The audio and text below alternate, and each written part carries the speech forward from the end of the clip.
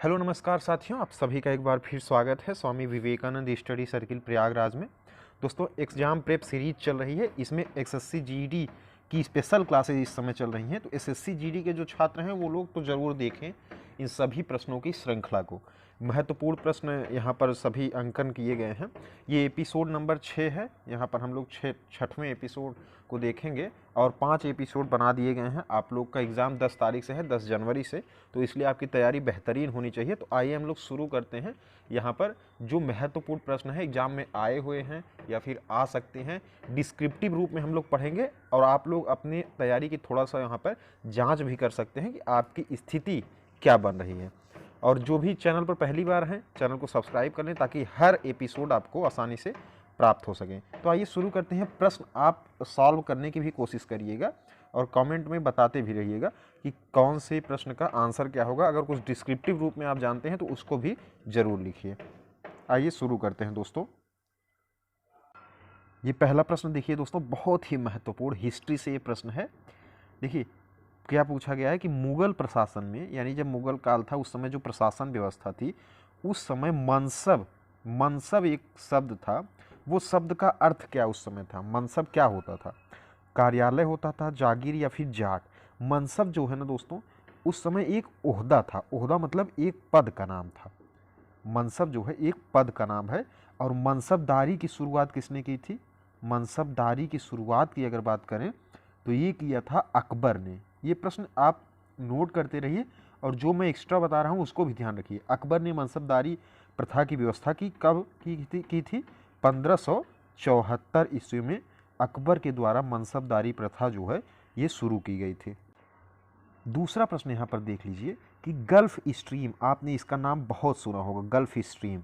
Gulf stream क्या है? ये एक गर्म जलधारा है। गर्म जलधारा कह रहे हैं ये धारा कहाँ पर प्रवाहित होती है? प्रशांत महासागर या अंध महासागर के पश्चिमी तट पर, आशा अंतरीप के निकट, या फिर आर्कटिक महासागर। तो दोस्तों जो गल्फ स्ट्रीम है, जो गर्म जलधारा है, ये प्रवाहित होती है अंध महासागर के पश्चिमी तट पर। कहाँ पर? अंध महासागर के पश्चिमी तट पर। अगर हम कुछ एक और जलधारा अगर यहीं पर देख लें तो फ्लोरिडा नाम की जलधारा है, बहुत महत्वपूर्ण है, इसको ध्यान रखिएगा। फ्लोरिडा ये कहाँ पर है? ये भी एटलांटिक महासागर में। एटलांटिक महासागर में ये भी है फ्लोरिडा जलधारा। अब अगले प्रश्न को यहीं पर देख लेते हैं साथियों। देखिए सब महत्वपूर्ण प्रश्न हैं जीडी के एग्ज़ाम के लिए। आपकी जो ये एपिसोड चल रहे हैं बहुत महत्वपूर्ण, इसमें से प्रश्न आने ही हैं, तो इसलिए कोई भी एपिसोड मिस मत करिए। आप यहाँ अंदर जाएंगे तो वहाँ पर एग्ज़ाम प्रेप सीरीज़ नाम से आपके सारे एपिसोड मिल जाएंगे, तो आप वहाँ पर देख सकते हैं। और जो भी हमारे मित्र पहली बार हैं चैनल पर, सब्सक्राइब वो ज़रूर कर लें। आगे अगला प्रश्न अगर हम लोग देखें यहीं पर, तो कहा गया है कि भारत में राष्ट्रीय पंचायती राज दिवस कब मनाया जाता है? यह दिन संविधान अधिनियम 1992 के जारी होने का अधिनियम। देखिए ये जो भारत में राष्ट्रीय पंचायती राज दिवस है, ये बहुत महत्वपूर्ण, इसका हमने क्या किया है, पूरा वीडियो बना के डाल दिया है यूट्यूब पे, आप वहाँ पर देख सकते हैं। पंचायती राज दिवस जो है क्यों मनाया जाता है? क्योंकि इस दिन पंचायत राज क्या कर दिया गया? लागू कर दिया गया। पंचायती राज जो है वो लागू कर दी गई थी 24 अप्रैल। कब? 24 अप्रैल को। उसी दिन को हम लोग क्या मनाते हैं? पंचायती राज दिवस के रूप में मनाया जाता है। यहीं पर दोस्तों अगला प्रश्न देखें कि कोरोमंडल तट पर सर्वाधिक वर्षा होती है। कोरोमंडल तट पर सर्वाधिक वर्षा होती है, पूछा जा रहा है पश्चिमी विक्षोभ के कारण, दक्षिण पश्चिम मानसून, उत्तरी पूर्वी मानसून, या स्थानीय पवनों के द्वारा। इसमें एक चीज़ ध्यान देने योग्य है, कोरोमंडल तट पर दोस्तों जो बारिश होती है वो उत्तरी पूर्वी मानसून के द्वारा। उत्तरी पूर्वी मानसून जब आता है तो वो कोरोमंडल तट पर क्या करता है? बारिश करता है। ये तट जो है ये तमिलनाडु का तट है, तमिलनाडु का। यहाँ पर उत्तर पूर्वी मानसून के द्वारा सर्वाधिक बारिश होता है। अगर प्रश्न पूछा जाए कि उत्तर भारत में ठंड के समय में बारिश किसके कारण होती है, तो वो होती है पश्चिमी विक्षोभ के कारण, पश्चिमी विक्षोभ जो उत्पन्न होता है उसके कारण उत्तर भारत में जो बारिश होती है ठंड के मौसम में, वो इसी के कारण यहाँ पर होती है। यहीं पर अगला प्रश्न अगर हम लोग देख लें कि भारत में आपातकालीन उपबंध, इमरजेंसी जो लगता है, उस उपबंध को किस देश से लिया गया है, किस देश के संविधान से लिया गया है? कनाडा के संविधान से, ऑस्ट्रेलिया के, जर्मनी के या फिर अमेरिका के? देखिए, जो आपातकालीन उपबंध हैं, आपातकालीन, भारत में इमरजेंसी कितने प्रकार की हैं? 3 प्रकार की। एक वित्तीय आपात है जो कभी नहीं लगाया गया है, एक है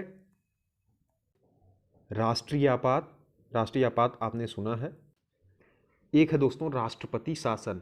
देखिए, जो जर्मनी की वाइमर संविधान, जर्मनी की वाइमर संविधान से ये उपबंध लिए गए हैं आपातकाल के। भारत में जो आपातकाल लगता है वो जर्मनी के संविधान से लिया गया है। ये प्रश्न पूछा जा सकता है, तो इसमें ऑप्शन नंबर सी वाला जो है वो सही हो जाएगा। कौन सा? ऑप्शन नंबर सी वाला। अगर दोस्तों अपने संविधान के संघीय ढांचे की बात कर दी जाए, संघीय ढांचा कहाँ से लिया गया है, तो आप सीधा मार देंगे कनाडा पर। कहाँ पर? कनाडा पर। और संविधान की प्रस्तावना जो है वो कहाँ से ली गई है? प्रस्तावना ये है ऑस्ट्रेलिया के संविधान से, ऑस्ट्रेलिया के संविधान से। कहाँ से? और सबसे महत्वपूर्ण जो मौलिक अधिकार हैं, मूल अधिकार हैं, वो कहाँ से, किस संविधान से लिए गए हैं? तो वो लिए गए हैं दोस्तों अमेरिका से। कहाँ से? अमेरिका से लिया गया है मौलिक अधिकार जो है। अब अगला प्रश्न यहीं पर हम लोग देख लें कि संविधान की किस अनुसूची में केंद्र और राज्य के मध्य शक्तियों का विभाजन किया गया है? अच्छा, आपने सुना होगा संघ सूची, उसके बाद सुना होगा राज्य सूची, और फिर सुना होगा समवर्ती सूची। संघ सूची के अंदर जो विषय आते हैं उसे संघ सरकार वहां पर यानी केंद्र सरकार उस पर कानून बनाएगी। राज्य सूची के विषय पर राज्य सरकार, समवर्ती सूची के विषय पर दोनों सरकारें यानी केंद्र सरकार और राज्य सरकार दोनों क्या कर सकती हैं? कानून बना सकती हैं। एक चीज देखिए, संविधान में पूछा क्या गया है कि किस अनुसूची में केंद्र और राज्य के मध्य शक्तियों का बंटवारा किया गया है, तो ये अनुसूची है 7वीं अनुसूची।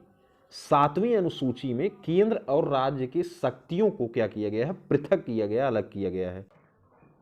दोस्तों अगला प्रश्न यहीं पर देख ले। देखिए, जो भी हमारे मित्र चैनल पर पहली बार आ रहे हैं दोस्तों, एग्जाम प्रेप सीरीज से आप जरूर जुड़िए और चैनल को सब्सक्राइब कर दीजिए ताकि आपको जो सीरीज का एपिसोड है वो आपको मिलता रहे। यहाँ पर आप देख सकते हैं, राष्ट्रपति को कार्य अवधि की समाप्ति से पहले, यानी उनका कार्य अवधि अभी समाप्त नहीं हुआ, उनका कार्यकाल समाप्त नहीं हुआ, अगर उससे पूर्व उनके पद से हटा दिया जाए तो ये अधिकार किसको है कि वो हटा दे? ऑप्शन क्या दिया गया है? सत्ताधारी दल, सत्ताधारी यानी जिस पार्टी की सरकार है वो, या फिर प्रधानमंत्री हटा सकते हैं, या संसद, या फिर न्यायालय के द्वारा। तो दोस्तों राष्ट्रपति को सिर्फ और सिर्फ संसद ही हटा सकती है, यानी लोकसभा और राज्यसभा के सदस्यों ने अगर पक्ष में वोट कर दिया हटाने के, तो ही राष्ट्रपति हटाया जा सकता है, अन्यथा किसी के द्वारा राष्ट्रपति अपने पद से हटाया नहीं जा सकता, चाहे वो सत्ताधारी राजनीतिक दल हो या फिर प्रधानमंत्री ही क्यों ना हो, या फिर देश का न्यायालय सुप्रीम कोर्ट ही क्यों ना हो, कोई नहीं हटा सकता राष्ट्रपति को, सिर्फ और सिर्फ संसद उन्हें अपने पद से हटा सकती है। साथियों, आज हमने प्रश्न पर डिस्कस किया है और धीरे धीरे प्रश्नों की जो संख्या है वो बढ़ती जाएगी। आप लोग ज्वाइन जरूर करिए, चैनल को सब्सक्राइब करिए, और आप देखेंगे कि आपको एसएससी जीडी का जो एग्ज़ाम होगा उसमें बहुत मदद होगी। इस समय एग्ज़ाम प्रेप सीरीज जो चल रही है वो एसएससी जीडी के लिए स्पेशली मैं चलाने की कोशिश कर रहा हूं, और अभी और सारी वीडियोस जो है वो आपको प्रोवाइड हो ही रहे हैं और आप उसका लाभ उठा रहे होंगे। आप सभी का बहुत बहुत धन्यवाद।